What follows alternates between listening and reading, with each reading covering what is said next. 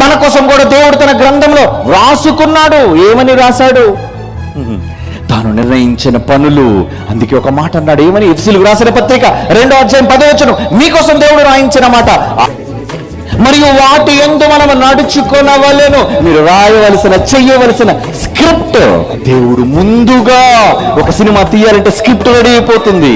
ఒక యాక్షన్ జరగాలి అంటే స్క్రిప్ట్ రెడీ అయిపోతుంది.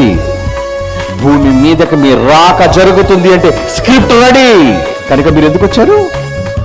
మీకోసం రాయబడిన స్క్రిప్ట్. మీరు మిమ్మల్ని గురించి దేవుడు రాసుకున్న వాటి ప్రకారంగా మీరు వెళ్ళిపోవాలి. ఈరోజు నీ పని, నువ్వు బ్రతుకున్నామా అంటే నీకు ఇంకా స్క్రిప్ట్ మిగులుంది. ఆ స్క్రిప్ట్ను మడిచి లోకంలో ఉన్న చుట్టూ ఉన్న వాళ్ళందరినీ చూచి ఇది నిజమనే భ్రమలో నటిస్తున్నావా?